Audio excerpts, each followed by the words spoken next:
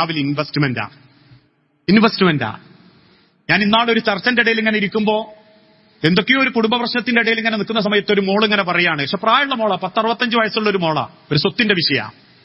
അങ്ങനെ പറഞ്ഞ കൂട്ടത്തിൽ ആ പെൺകുട്ടി പറഞ്ഞു, നിന്റെ വല്യമ്മ ഉള്ള കാലത്ത് പറഞ്ഞിട്ടുണ്ട് ഓൾ അങ്ങനത്തോളാ ഓൾ ഇങ്ങനത്തോളാണ്. ഞാൻ ചോദിച്ചു, വല്യമ്മ ഇപ്പൊ എവിടെയാ? മണ്ണിന്റെ അടിയിലാ. വല്യമ്മ മണ്ണിന്റെ അടിയിലാ. എന്നാലും പറഞ്ഞ വർത്താൻ എപ്പോഴും മക്കളെ നാവുമ്മലുണ്ടെങ്കിലേ വല്യമ്മ മണ്ണ് കിടക്കലുണ്ടാവും, തോതങ്ങനെ വരുന്നുണ്ട് മണ്ണിന്റെ അടിയിലേക്ക്. മരിച്ചാലും കിട്ടുന്ന കുറ്റാണ്. എത്ര കാലം ഈ ലോകത്ത് ആ വാർത്ത ചുറ്റുന്നുണ്ടോ? ഇപ്പൊ കഴിഞ്ഞ ദിവസങ്ങൾ കണ്ടില്ലേ, കോഴിക്കോട് ഒരു മഹല്ലിൽ വെച്ചിട്ട് രാത്രി ഒരു ചെറുപ്പക്കാരനെ പിടിച്ചിട്ട് കുറെ ആൾ തച്ചു. സദാചാരം എന്നാ പറയുന്നത്, അള്ളാഹു ആലം. ഈ സദാചാരം തന്നെ കുശുമ്പുമെന്നും അസൂയമൊന്നും ഉണ്ടാകുന്നതാ. ഞാനൊക്കെ ഇവിടെ ഉണ്ടായിട്ട് അന്യനാട്ടുകാരൻ ഇവിടെ വരിക, എന്നാ പിന്നെ അവനെ പിടിച്ചൊന്ന് തല്ലണല്ലോ. നല്ല ഉദ്ദേശമാണെങ്കിൽ ആരും അറിയാണ്ടൊന്ന് പരിഹരിച്ചിട്ടേ ഇത് ശരിയല്ലോ, ഓളെ രണ്ടാളെയും കുടുംബം ഒന്നും ആയി പോയരുത്. അങ്ങനെ പരിഹരിക്കാനല്ല, അത് വീഡിയോ എടുക്കണം, 4 ആൾ അറിയിക്കണം, നാട് മൊത്തം നാറ്റിക്കണം. എന്നിട്ട് അവസാനം എന്താ ഇനി വന്ന് തീരാന്ന് ചോദിച്ചാൽ അത് നശിപ്പിച്ച് അള്ള പൊറുക്കാൻ റെഡിയാണെങ്കിലും പടപ്പിള് പൊറുക്കൂല. അതപ്പോഴത്തെ കാലഘട്ടത്തിന്റെ ഏറ്റവും വലിയൊരു ഫിത്തിന. പടച്ചോൻ പൊറുത്തിട്ടുണ്ടാവും, പടപ്പിള് പൊറുക്കൂല. തിന്ന് കൊല വിളിക്കും പച്ചയിറച്ചി. അതിനുള്ളതാ സോഷ്യൽ മീഡിയ, അതിനുള്ളതാ അന്നൊക്കെ വാട്സപ്പും ഫേസ്ബുക്കും ഒക്കെ. അപ്പൊ അന്നത് വീഡിയോ എടുത്തിട്ട് ഓനെ തല്ലുന്നതും അവസാനം തല്ല് കിട്ടി ചോരയൊലിച്ച് മരത്തുമ്മ പിടിച്ച് കെട്ടിയിട്ടതൊക്കെ വീഡിയോ ആക്കിയിട്ട് അന്ന് പ്രചരിപ്പിച്ചു. ആ പ്രചരിപ്പിച്ച വ്യക്തികളിൽപ്പെട്ട ഒരു വ്യക്തി ആ സംഭവത്തിന്റെ 3 കൊല്ലങ്ങൾക്ക് ശേഷം മുക്കത്ത് വെച്ചിട്ടൊരു ടിപ്പർ അപകടത്തിൽ മരിക്കുകയാണ്. ഒരു ചെറുപ്പക്കാരനാ. ഓൻ മരിച്ചിട്ട് ഇന്നേക്ക് 7 കൊല്ലായി. ആ സംഭവം നടന്നിട്ട് 10 കൊല്ലായി. ഈ കഴിഞ്ഞ ദിവസം ഫേസ്ബുക്കിൽ അതേ വീഡിയോ വീണ്ടും എനിക്ക് വന്നിട്ടുണ്ട്. ആ മരിച്ച വ്യക്തിന്റെ പേരുണ്ട്, പക്ഷെ ഓൻ മരിച്ച് മണ്ണിന്റെ അടിയിലാ. ആ പോസ്റ്റ് ഇട്ടൊന്ന് മണ്ണിന്റെ അടിയിലാ. പക്ഷെ ആ ഫേസ്ബുക്കിൽ നിന്ന് നേരെ എനിക്ക് വന്നു 1 ഇയർ അപ്ഡേഷൻ. ഓന്റെ എങ്ങനെ വരും? നിങ്ങൾ ആലോചിച്ച് നോക്കി മനുഷ്യർ, ഒരു വാക്കിന്റെ വിലയൊക്കെ എത്രത്തോളം ഉണ്ടെന്നും എത്രമാത്രം നമ്മളെ അത് തിരിഞ്ഞു കുത്തുന്നുള്ളതൊന്നും ഇപ്പൊ അറിയൂല. പാപ്പരായി പടച്ചോന്റെ മുൻപിൽ നിൽക്കുമ്പോഴേ അറിയൂ. അതുകൊണ്ട് തന്നെയാണ് ഇന്നത്തെ മനുഷ്യന്മാർക്കുള്ള ഏറ്റവും വലിയൊരു പ്രശ്നം അതാ, ഈഗോ. മനുഷ്യന്റെ വാശി, പക, അഹങ്കാരം, ഇത് കൊണ്ടച്ച് നടക്കുക എല്ലാവരും.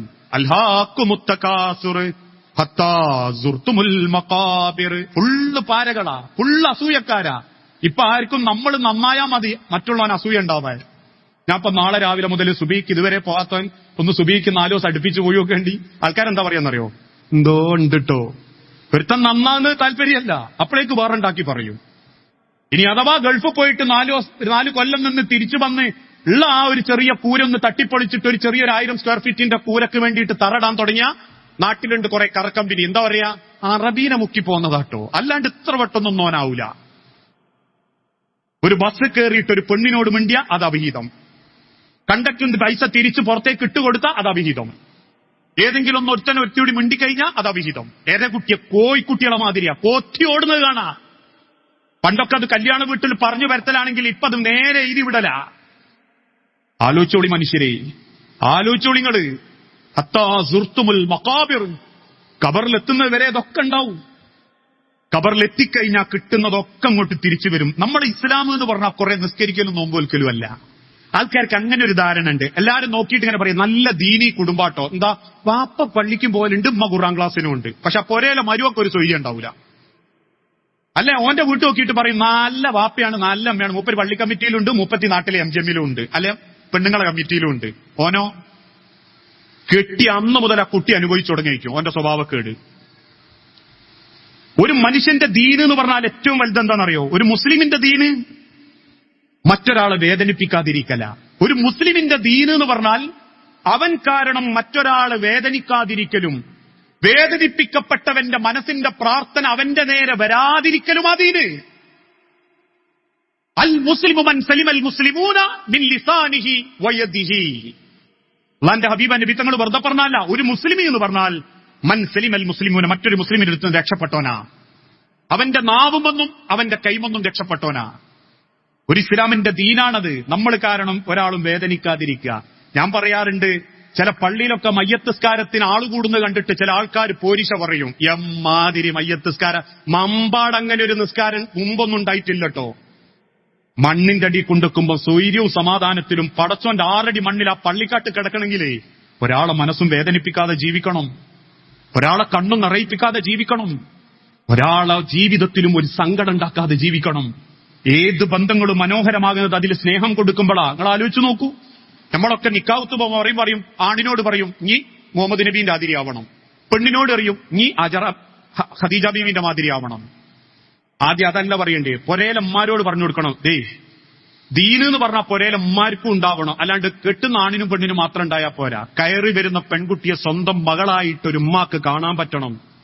ആ പെൺകുട്ടി ഒരിക്കലും എന്റെ പൊരേല് വെച്ച് സങ്കടപ്പെടൂലെന്നും, എന്റെ മോളെ കൊണ്ടോ എന്റെ മോനെ കൊണ്ടോ എന്റെ പിയാപ്പളനെ കൊണ്ടോ എന്റെ ഭാര്യനെ കൊണ്ടോ എന്റെ പെൺകുട്ടികളെ കൊണ്ടോ എന്നെ കൊണ്ടോ ആ കുട്ടി ഒരിക്കലും ഈ പൊരന്റെ ഉള്ളിൽ വെച്ച് സങ്കടപ്പെടൂലെന്നും ഒരു വാപ്പക്കും ഉമ്മക്കും അള്ളാനെ സാക്ഷിയിട്ടിട്ട് പറയാൻ പറ്റിയാൽ അത് ദീനുള്ള കുടുംബ. അല്ലാണ്ട് നാട്ടിലെല്ലാ ഖുർആൻ ക്ലാസ്സിനും പോലും മാത്രമല്ല ദീനുള്ള കുടുംബമുള്ള ഐഡിയ.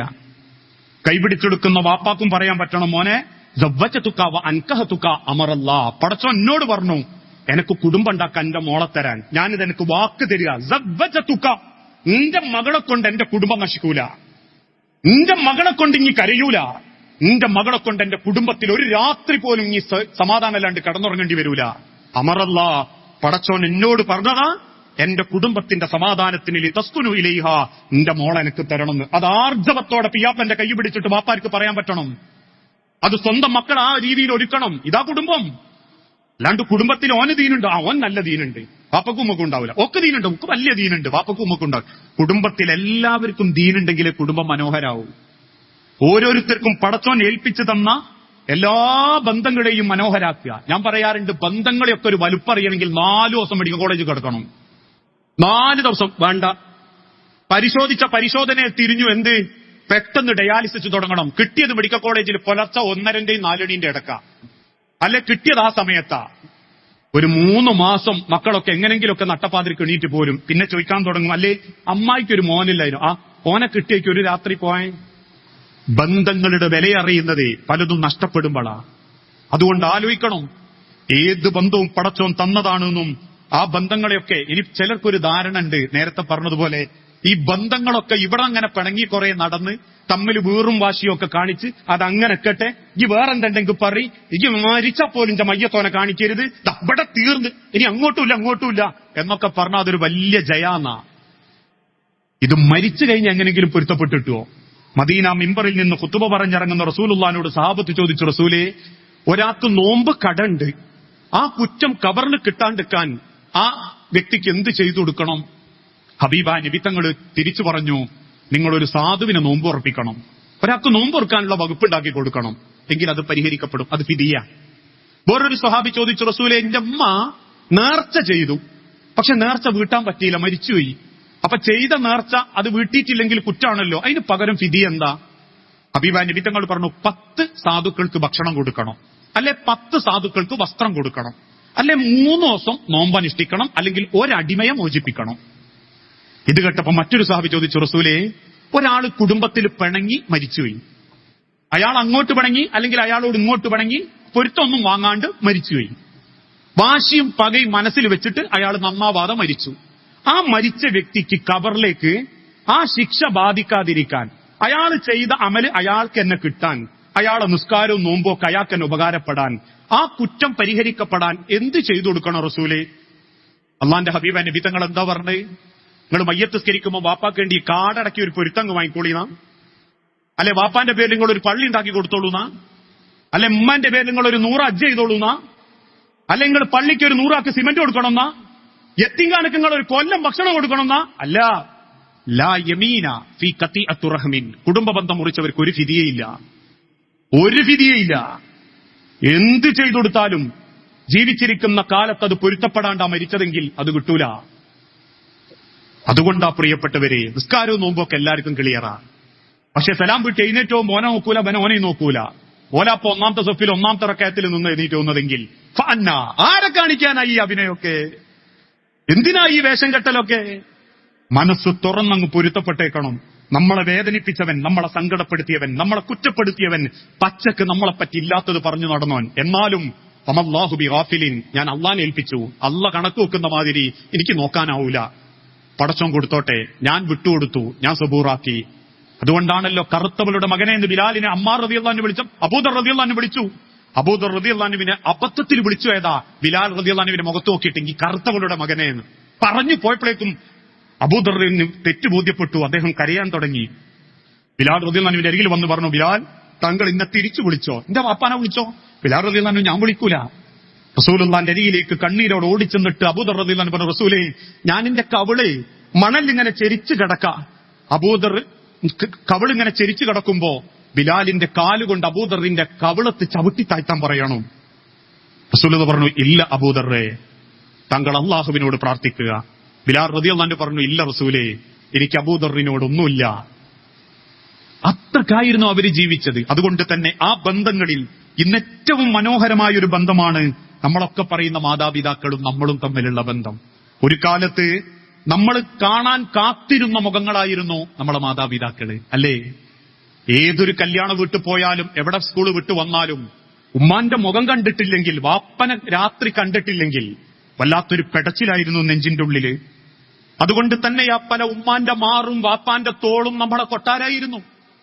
എത്രയോ കിടന്നിട്ടുണ്ട്, എത്രയോ കുടിച്ചിട്ടുണ്ട്, എത്രയോ ഇരുന്ന് മൂത്രയിച്ചിട്ടുണ്ട്, എത്രയോ തവണ നമ്മൾ ആ കവിളുകളിലേക്ക് ഉമ്മ കൊടുത്തിട്ടുണ്ട്. ഒരുപക്ഷെ ആ ആളുകളെ വേദനിപ്പിച്ചിട്ടുണ്ട്. അറിവില്ലാത്ത പ്രായത്തിൽ വേദനിപ്പിച്ച വേദനകളിൽ പലതും അവര് ക്ഷമിച്ചിട്ടുണ്ട്, അവര് സുബൂറാക്കിയിട്ടുണ്ട്. എന്തൊക്കെ സങ്കടങ്ങൾ സഹിക്കേണ്ടി വന്നിട്ടുണ്ടെങ്കിലും മക്കൾക്കൊരു ക്ഷീണവും വരുത്താതെ അവർ പോറ്റിക്കൊണ്ടോന്ന് വന്നിട്ടുണ്ട് എന്നുള്ളതിന്റെ ഏറ്റവും വലിയ തെളിവെന്താ? നമ്മൾ തന്നെ അവരൊരു കുറവും വരുത്തിയിട്ടില്ല എന്നുള്ളതേ ആരെയും മുഖത്ത് നോക്കി പറയണ്ട. ഒന്ന് കണ്ണാടിന്റെ മുമ്പ് ചെന്നിട്ട് പറഞ്ഞാൽ മതി, എന്റെ വാപ്പയും എനിക്ക് ഒരു കുറവും തന്നിട്ടില്ല എന്ന്.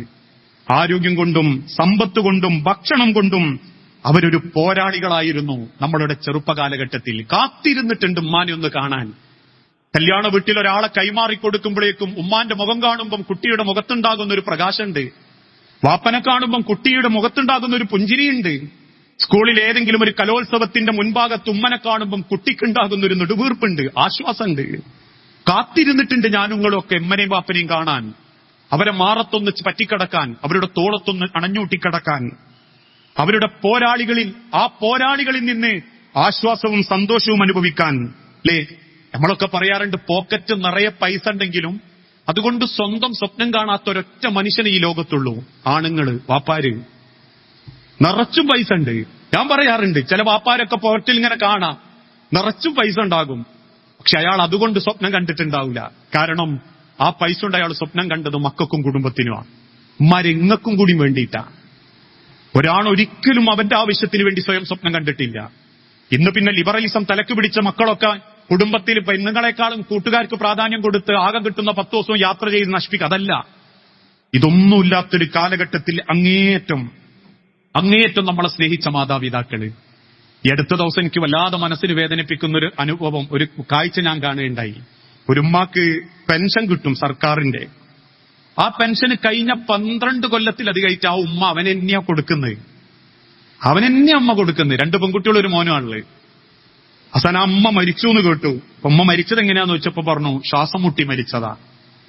ശ്വാസം മുട്ടി മരിക്കാനുള്ള കാരണം ആ ഉമ്മാക്ക് ശ്വാസം മുട്ടലിന്റെ അസുഖമുണ്ട്, കാണിക്കണമെന്നൊക്കെ പലതവണ അമ്മ പറഞ്ഞിട്ടുണ്ട്. ഇനി ഒന്നും എന്നെ കൊണ്ടുപോകടോ, എനിക്ക് ശ്വാസം എടുക്കാനാവുന്നില്ല എന്നൊക്കെ. പക്ഷേ ഓൻ കാത്തുന്നു. എന്തിന്? താത്താര് മൂത്തോള് തരട്ടെ പൈസ, അത് ഞാൻ തന്നെയല്ലേ കൊണ്ടടക്കുന്നത്. 12 കൊല്ലത്തെ ഉമ്മാന്റെ പെൻഷന്റെ പൈസ കൈമല് വാങ്ങി തിന്നിട്ടും ഒരു ഉമ്മാനെ ശ്വാസം മുട്ടിച്ച് പറഞ്ഞേക്കേണ്ടി വന്നിട്ടുണ്ടെങ്കിലേ എഴുതി വെച്ചോളിങ്ങള്. സ്വന്തം പൊരന്റുള്ളിൽ ഒരു വാപ്പയുമ്മയും നെഞ്ചുപൊട്ടി കലങ്ങിയ കണ്ണുമായിട്ടാണ് പടച്ചോന്റെ മണ്ണുക്ക് പോയതെങ്കിൽ അത് മക്കളായാലും മരുക്കളായാലും എഴുതി വെച്ചോളിങ്ങള്. പടച്ചോൻ അത് വെറുതെ തരൂല. അങ്ങേയറ്റം സങ്കടപ്പെട്ട് നിൽക്കുന്ന സമയത്ത് കൂനുമ കുരു പോലെ പടച്ചോൻ നമ്മളെ പരീക്ഷിക്കും. ഇപ്പൊ പരീക്ഷിച്ചാൽ ചിലപ്പോൾ നമുക്ക് പിടിച്ചിക്കാൻ പറ്റും. മുതലുണ്ട്, പൈസയുണ്ട്, ആരോഗ്യമുണ്ട്, എല്ലാം ഉണ്ട്. ഇതൊന്നുമില്ലാത്തൊരു കാലം പടച്ചോൻ നമ്മളെ വിടൂല. അത് അള്ളാഹ് പറഞ്ഞൊരു വാക്കാ.